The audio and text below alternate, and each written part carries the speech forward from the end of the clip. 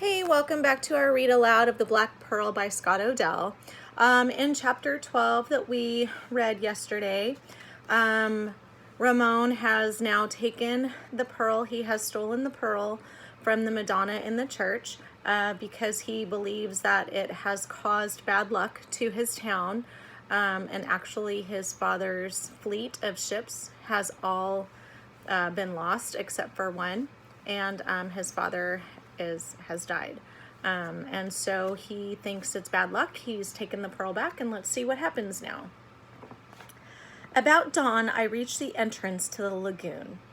The tide was out, but it had started to change, and I had trouble steering the boat down the dark channel.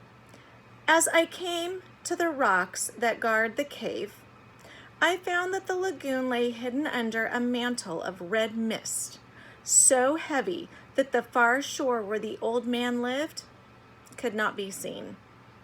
It was then I heard a sound. Perhaps I heard nothing and only felt that someone or something was behind me. During the long night, I had thought a little of the Monte Diablo, and when I did, it was without fear. A creature who could change his form and become a living person and go into the town and even into the church, as the old man had said, whose friends among the sharks and fish told him everything they saw or heard on the sea. Surely this creature would know that I had the great pearl and I was returning it to his cave. Still, from time to time, as I rode southward in the night, I scanned the moonlit waves for the monstrous bat-like form, half smiling as I did so. Behind me in the mist, I heard the sound again. Then, above the hissing of the tide, came a voice I knew at once. "Good morning, mate," he said, "but you are slow with the oars. I followed you out from La Paz and dawdled most of the night and waited and fell asleep. Does the pearl weigh you down?" "What pearl?" I asked as calmly as I could. The Sevillano laughed. "The great one, of course," he said.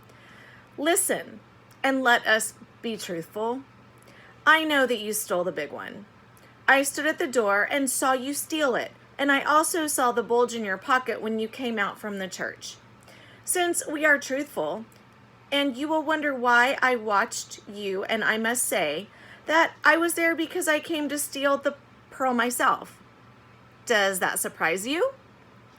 "No," I said. "Two thieves," the Sevillano said, and laughed again. "Now that we both speak the truth as thieves, do you have the pearl?" I could not see him through the heavy mist, nor could I judge where his boat was. "And if you do not have the pearl," he said, "then tell me, is this where you found it?" His voice became hard. "To both these questions, give me a truthful answer." Now the red mist parted a little where we were floating, and the sun broke through. The Sevillano was between me and the Monte's cave, much closer than I had thought him to be. In his hand was a knife, and the sun glittered on it. We looked at each other, and I saw by his face that he meant to use the knife if the need arose. Still, I said nothing. "Do not think that I blame you for stealing the great pearl," he said.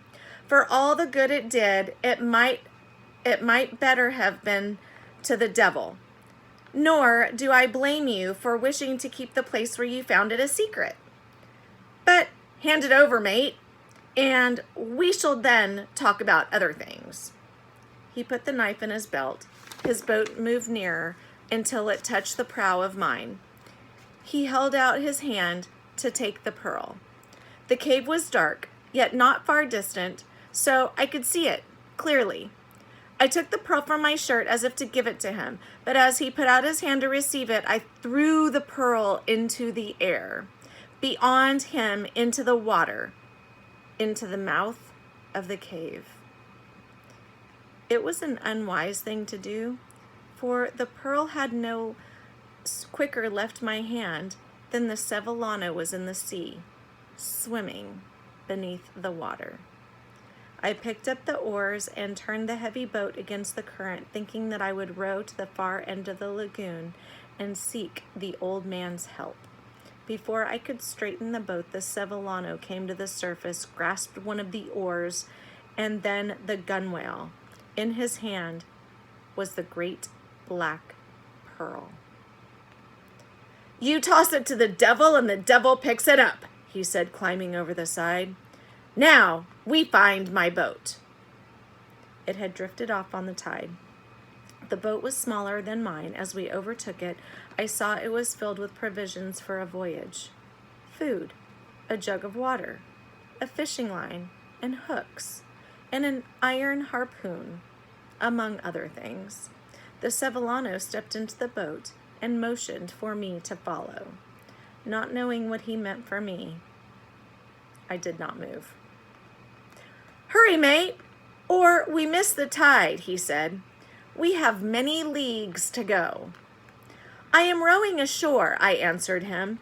"I have business with Soto Luzon." The Sevillano slipped a knife from his belt.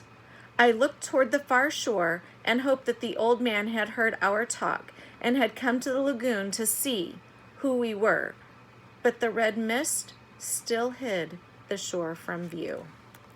Again, the Sevillano motioned me into the boat, this time with his threatening knife. I had no choice except to obey him. "Sit down, be comfortable," he said, handing me a pair of oars. He stripped off his singlet and wrapped it round the pearl and seated himself in back of me. "Row," he said. The mist had begun to rise from the water. I took a last look toward the shore, but it was deserted. Then I felt the sharp point of the knife pressing against my shoulder. I picked up the oars and began to row aimlessly. "Toward the sea," the Sevillano said, "because we go in that direction. And why we go in that direction? Since you will ask this sooner or later, I shall tell you now. We go to the city of Gamos. What do we do there? We sell the great pearl. We sell it together, you and I, for the name of Salazar is known among the pearl dealers of Gamos. And for this reason, we shall sell it for 10 times the sum I could get if I sold it alone." He was silent, busying himself with his oars. I heard him set the oars in their locks and thought, now there is a chance for me to slip over the side and swim to the nearest shore. He must have read my thoughts, for again I felt the knife pressing against my back. "Since I cannot row and watch at the same time," he said, "it is you who must do the rowing. So put your mind to it, mate. The tide turns and does not wait." Slowly I pulled at the oars, thinking 100 thoughts in desperation, but to no avail, for the knife was at my back and I could only do what I was bidden. Once outside the channel, too far for me to swim ashore, the Sevillano set his course eastward across the Vermilion and raised a ragged sail. That is the end of chapter 13. You guys have an awesome day.